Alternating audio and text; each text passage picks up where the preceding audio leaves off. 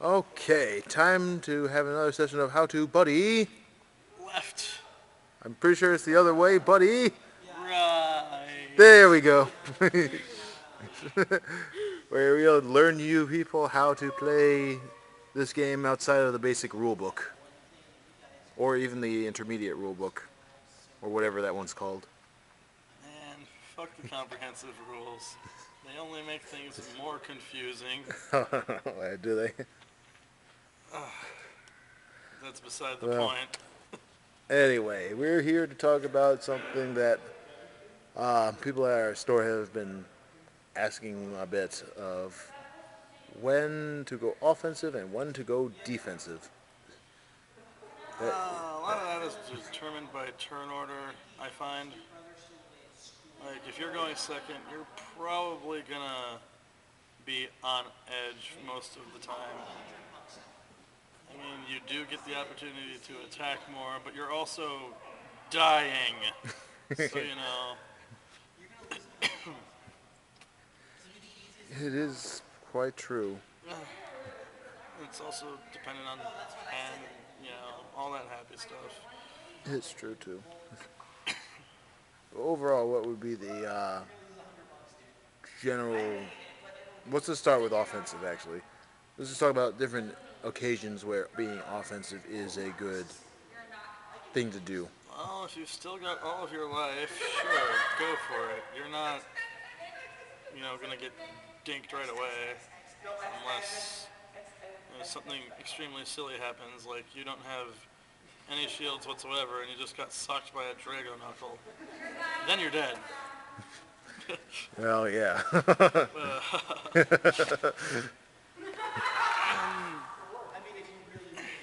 Heck, in that case, it probably wasn't a good idea to leave an open center. So, think about it a bit. Yeah, always remember, impacts do exist, even if only about 3 of them are worth using. Get the fuck out, Drill Bunker. Yeah, Please. Drill Bunker, please. God damn it, Drill Bunker. Please. I'm glad Drill Bunker is bad because we get more deck space. It's true. And before anyone says otherwise, it is bad. Paying You- 2 gauge for 2 extra damage, maybe, is not good. Especially because you have to not attack with your weapon that turn to do it. It's kind of integral to the plot. When you have things like Reckless Anger, even though he can't do piercing, gives you effectively 4 attacks. Gargantuan Punisher, which just deals 4 unnegatable damage. Or Diabolical Hardcore. Cork. Take 3. Just for playing the game. I mean, all these things do all this stuff for relatively cheap and easily no drawbacks. And then you get Drill Bunker, which is like, don't attack, and Also, I'll give you. they get to stop you, and Yeah, they also get to negate your attack. you didn't actually benefit from the additional effects. You know, yeah, penetration only matters half the time since one of your 2 weapons, only has penetration. So unless you're using the freaking bullet piercing spear, which you're probably losing the game anyway if you are, because that's not doing a whole lot of work.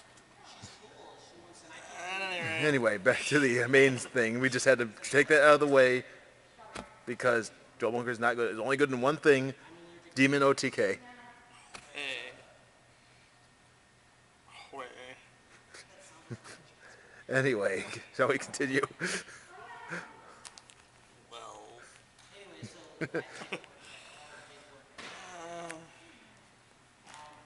Really, Really just have a pen.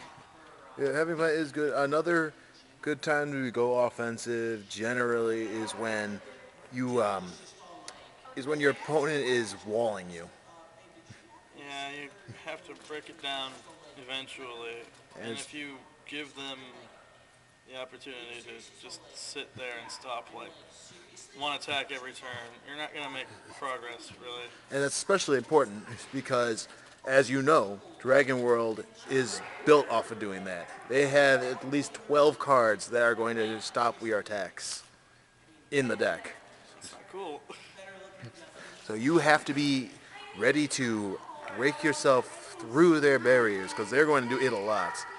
Usually the best answer to that is to have a lot of size 1s available, which is why when you build your deck you should probably have some size 1s, but we'll talk more about ratios later in another video.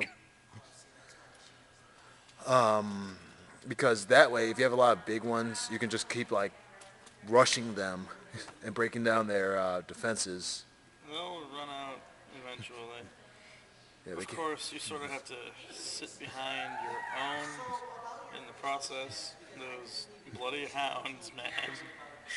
yeah, things like Hellhound So good. or the Succubus. Bronze Shield, the Succubus. Things with Soul Guard General are like the godsends in this game. Like if you have anything that has Soul Guard, run at least a set of 4 of it. At least one of it. I'm just liking that deck more and more because the more I think about it, wow, it has offense, it has defense. Oh yeah, double penetration too. Yeah, it Yeah. can just do whatever according to the situation. It is the definition of balance. So is what we found out. It basically just does everything without. Yeah, Baku. I don't think you know what you're talking about. Can't have all of those things. Well, we have a deck that does. Sure, we don't have draw spam, but who gives a shit? Don't need draw span. In fact, I'm hating those draw cards we have accessible more and more. 5 or less health draw cards. Not exactly 5 is tricky. But yeah, that's basically the idea of going offensive. I mean, outside of the obvious when they have nothing in front of them and nothing threatening. Although being offensive against the opponent's monsters is also a good thing to do. Sometimes, if you've got nuke support. Things to be offensive against include anything that has 4 crit on the side. Don't care if it's not in the center. If you let that 4 crit hitter live and they just play anything on the other side, they're gonna break your defense and they're going to rush you up the butt with at least 4 damage in one turn. At most, maybe even 7. You don't want that to. You don't want that to happen. So you make sure you kill that thing. Another thing you want to kill, aim to kill, is penetrators. They make you basically not have a center monster to protect you. If you can't kill the penetrator, well, GG. no, you just gotta leave the center open, because what's the sense in not? Yeah, you may as well just save your monsters to replace your sides at that point. Because side lanes don't die a lot, so yeah. it's also a matter of, it's like, you're just going to lose the thing, and you're going to take damage for it. Why would you ever want to sacrifice that? Don't autoplay. Yeah, autoplaying can get you through Vanguard pretty okay, but you'll just die in buddy fight. You cannot autoplay in this game. You gotta be able to change. There's no winning image in buddy fight. If you have a plan, that's great, but if you only stick trying to make that plan happen, you're gonna die really fast, and you're gonna wonder what happened. Switch it up. Yeah, you gotta switch up at a dime because anything can happen. Screw your plan over. Because that's how spells work in any game. Oh man, I'm just remembering all these games where I tanked by playing Succubus like 4 times. Succubus is like a great. Oh, you thought it's gone? Armor reuse. Armor reuse, it's back. Oh, you got rid of that one? I have another one in my hand. Hi, my name is Hound. I also have this hound, so good luck with that. Makes them exert all this effort to do nothing. Yep. I think, speaking of that, it's a good chance to talk about defensive, but before I do, there's one other thing that you want to hit on side that's offensive when you're being offensive. Anything that has double attack that is big. Yeah. Because those things are going to be used to try to wipe your field out, and you don't want that. So don't let that happen. And usually the really big ones have Soul Guard, so you may have to use a turn, spend up a turn aiming at it, especially when Geronimo happens. That 7K means you're going to have to try to hope you have a card to expend to blow him up at least once, because you're expected to do 2 link attacks basically on him to blow him up. Drago Slasher when? If you use Drago Knuckle and you want to spend that stuff, you can do that too. Fist. Double fist. Double fist. Merry Fistmas. But yeah, that would be the last one. That's the hardest one for people to remember to do, because you never want to try to kill something on the side usually, and let alone use up a whole turn trying to kill it. But yeah, because it's just sitting there. It's taking up space. If but it's not especially threatening, let it be. yeah, but if it's something that if you leave it alone, it's going to kill you, don't let it stay alive. Penetrators, things that have really big crits, double attackers, they gotta go. You can't leave them on the field because it's just going to make it harder for you, whether they're size 1, 2, or 3. They just got to be killed. So now, with that being said, it's time to say what you should do when you're going on the defensive and when you should go defensive. The opening turns, really. Opening turns are usually the best turns to do hits. Usually, you're on the opening turn where if your opponent is going first, let their attack go through most of the time.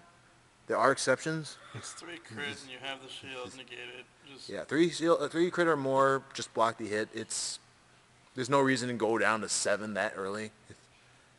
With that being said, if they have only 1 or 2, there's no reason to block that. They're only taking the 1 damage that turn then.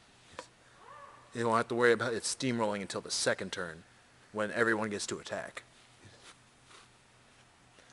So that's the most immediate one. The other time to really guard is really just whenever you can. It's probably easier to be defensive in this game than offensive, because really just don't take damage. Where it really comes into play is how do you use your defensive cards and where. And yes, where is important. Well, start with soul everyone guards. knows their center lane is super important. If your opponent's not packing penetrate, It's a soul guard right there. I mean, it's like if they're not packing penetrate, they don't benefit off of multiple times hitting the soul guard center lane. It's just basically guaranteed blocks 2 attacks. Even certain cases will occur where it's better than having just a big defense. Because, well, yes, big defense will force them to link attack. You're basically getting rid of the same amount if you just soul guard. Because you're taking 2 attacks for it. But that isn't to say a big defense doesn't occasionally have its use. In fact, like I mentioned in the numbers video, this is one of the only times where having a big number on your monster is important. It's in the defense for the straight up monster battles. Because in any other given circumstance, if they didn't blow up your monster, which expect to happen a lot, it's going to probably be more of a thing. Thunder, please go. Yeah, like the thunder. You'll just have to expect the straight up monster fights to happen, and when those happen, having something that's bigger than the norm is your friend. Even if it doesn't have an attack to speak of, or a crit to speak of, having a big defense is important. Because if it's bigger than everything normally is, it'll force them to have to use a link attack to kill it. And late game, it gets especially devastating when they straight up can't do that because you picked off the things that could. It's true. In fact, that's why we say you should have a good plan to get rid of defenders. I would suggest, for example, like the thunder he mentioned, save it for those sort of things, those sort of situations, because defensive monsters are annoying. Counter spells are your friend, yeah. Yeah, so use those for defending yourself against their defense. I know that sounds weird, but that's basically what you're doing. Because if you don't do it, just by having a wall, they got you. And you don't want that. So defend yourself from that situation by having a backup plan available. Because you don't generally want to give up your high damage output just to have big monsters. I mean, it's cool to have them there because you'll never be walled by them. But let me give you this situation. You have a bunch of big monsters, like 5, 6, 7Ks, even the size 1s are like 5 or something. But none of them have more than 1 damage they give. You got through their shields, sure, you got through their defenses, but at 1 damage a turn, you're doing about 3 total. They're not taking much damage at a high rate. Meanwhile, they got all these offensive spells to blow your stuff up, and they got, even though They're dealing threes. their guys are doing 3s, Nobunaga, for example, even though he's a 4K monster, has 4 crit, and if he has the cavalry, he's a 5/4/5. It's like these things are like slicing out damage out of your life, and all you're doing is 1, maybe 3 per turn. Stat balance, man. It's a bitch. It is a bitch, but it's like, yeah, you don't want to get rid of that crit for more power. The only time you ever want to get rid of crit is for your defensive monsters. Because That's fine. I mean, we keep bringing up Hellhound, but it's so good. he is good. He clears out the center lane. He clears out the center lane, but what makes him really good is the fact that he forces a link attack. He's basically double sword dragon fused together with bronze shield dragon. That's amazing. It's like his His one defense. crit doesn't matter. His one crit doesn't matter when because he's not there in multiples. yeah, I mean yeah. If all 3 of them are on the field at once, it's like yeah, you got some power, but what are you actually accomplishing? Well, Press out those 3 crit size 2s, the penetrate size 2s, the other 2 critical, or even 3 critical size 1s, because holy shit, Gargoyle, what are you doing? it's he is 1-3-2, and yet he's won several games, or at least contributed heavily by just forcing the opponent down. They can only block 1 attack. Him and Minotaur or Griffin, and they have exactly 3 life. Well, Yeah. It's it's just really comes down to for defensive. Block when you can, but don't go overly defensive, because generally overly super defensive cards don't have a crit to speak of. Again, with the exception of Geronimo. Freaking Geronimo's so good. Double attack, 7 shield, 7,000 shield, and with cavalry and link attack also being Dragon Knights, I mean, it's pretty easy to load up that graveyard with different Dragon Knights. So he'll be at least 5 or 6 power on average, and that's if you're not throwing things away from the gauge. you especially don't want to get sucked into Magic World's pace when it comes to. Oh yeah, that's true. We don't usually talk about Magic World because, well, it's one of the rare clans to see actually being used, surprisingly. They can stop any singular attack, or they can break up a link attack just by bouncing one of the members of it. Magical Goodbye is terrifying. It's there. It's always going to be there. Yeah. And damned if you do, damned if you don't, so you may as well try, you know? Yeah. In that particular case, I think being aggressive is your best chance. Because you're on a clock. Those gun rods aren't going to let you sit there. Yeah, which is generally why the Danger World has like the best match against them. because they're only aggressive. They don't have a whole large amount of spells to use, but the ones they do have are impressive. Field wipe. Yeah, they got field wipers. It's like, Given that it's in all size 1 way. but it's, yeah, so, I mean, it's like, being offensive against them is good because they're extremely defensive. But because they're extremely defensive, it gives them a big advantage over Dragon World, who is, while they are, quote-unquote, the best of both worlds, the straight-up armor dragon build is mostly defensive. And in fact, I think now is a good time to talk about how they work, because we've covered how the Armor Knights go, extremely offensive, covered how 72 Pillars go, and I say 72 Pillars, I mean Magic World. Yeah.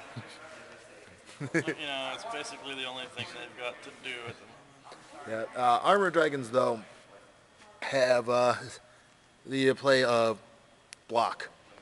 You're either drum or you're rising flare. Yep, those are your two deck builds that you'll see, at least the ones you'll see most of the time right now. There are people who also build off of Buster Cannon, but it's like, that's a different story altogether. Right now we're talking about the more common builds you'll see.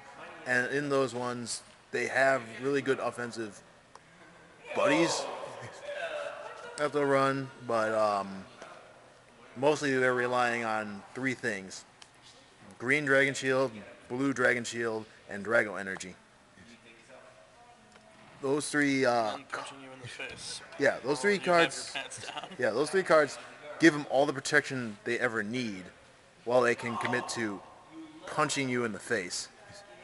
Against Magic World, that is a hit or miss thing, because they'll just get rid of your hitters and then you're just left with defensive cards, which slows that deck down, giving Magic World a chance to steamroll.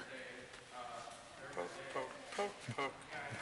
Yeah, so it's like, for those sorts of situations, that's why I like to say you should commit your monsters to being full-on attack. Like, have your Bronze Shield in there for the sake of, a defensive monster, but I feel everything else should be more geared towards killing the field. Drum. Or and doing that damage. other drum. Yeah, drum and the other Pile. drum, and pile, and maybe one day that other pile. Jam harder dragon. Jamadar Dragon.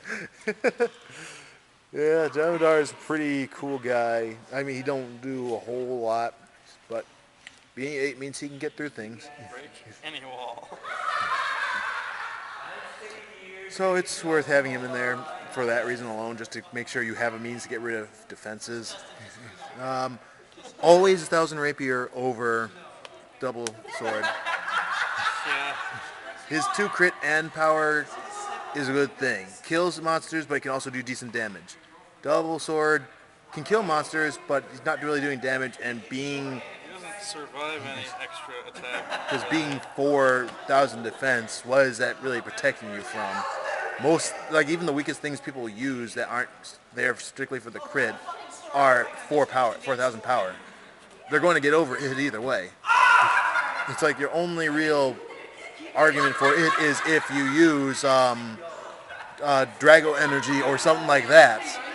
But even that's like, you're using up a card to keep him around for 1 turn Why? for the 1 damage he's going to do. And it's like, what's the point? Size 1s are there to be more expendable than they are to be things you keep on the field. If it's clearing you want, there are 10 billion other options that do it just as well. Yeah, and yeah, it's like, just be offensive with your thing. Don't worry about the defense unless that's what they're strictly there for. Because they're most likely going to die. Anyway, like, Drum is an exception, as is anything else that can be 5/5. Which, again, is another reason why we like Nobunaga so much, because in Dragon Knights, with the cavalry, he's a 5/4/5 at least. You put 2 cavalries out, he's a 6/4/6. Just go. Yeah, I think it's worth the 1 gauge and triple rare for that. But otherwise, just be offensive. Don't worry about them living or not because they're probably not going to live very long. For the most part, you gotta get in there, no matter what you're playing. If you don't have a plan to deal damage, Yeah, you can be as defensive as you want in the world, but you don't have shields in this game like you do in Vanguard. Eventually, you're going to you start seeing a problem, and by eventually, I mean within about 2 turns, you'll start realizing, oh crap, I'm losing. yeah, you definitely want to be able to get your job done within 3 or so turns. Yeah, because another big Not to say longer games don't exist, because they can if both players are being extra cautious about it and have a reason to be. but otherwise, you gotta remember, you don't have a constant hand like in Vanguard either. You don't. Just dies.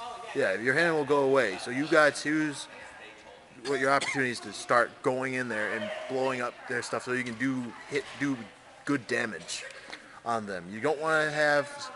This is the conclusion, by the way. You don't want to have guys who hit big but don't do much damage output because then they'll just leave you dry. But you also don't want to have solely defensive cards because, well, then what are you going to do to get over big monsters? Soul Guarders are usually the best of both worlds. They can at least do damage output, and they can be defensive because that's what Soul Guard does. If you have a move monster, I forgot to mention this one, it's also the best of both worlds because it gives you the ability to have the triple offensive maneuver without leaving yourself wide open. Cheat codes. Yeah, basically. I mean, because it's like, yeah, you're able to have your self-attack with a big monster and that thing, and then when your opponent's battle happens, into the middle. Protect yourself from damage. And, yeah, so that's basically how it goes. Be offensive in the good way when you can. Be defensive only in the center. When the situation dictates. Yep. Even your own side lane stuff should not be your concern, really. Yeah, the only times they generally are is if they're your win card. Like, I could see you dropping a Green Dragon shield or whatever on your double attacker on the side, or your penetrator in Danger World with your battle whatever spirit, if it's your key to winning. If not, whatever. You're not- I'll just drop a Griffin. Yeah, I mean, it's like, yeah, just choose. Also, you also got to choose there when to use your stuff. But yeah, basically, crits are your friend. When you're going offensive, remember those above all else. Let your spells do the killing of shields, and by shields I mean defenses. Regular monsters in general, just kill them with your big guys. Defensive people, don't be too defensive. It's going to slow the game down, and there's not many matchups where that's a good thing. Here I go, please. Your goal is defense. So that's all for this. How to buddy? Right. I hope we'll have another one at some points. If there's any buddy fight related questions you guys have that you want us to do one about, feel free to comment. If there's any games that you want to bring up that you guys played before that are interesting, feel free to bring them up. If you guys have any questions about the video that aren't 3 paragraphs long, feel free to comment below. And until the next time, we'll all see you at some time Hopefully in a lighter place. Hopefully in a place with a lot less hens clucking. See ya, everybody.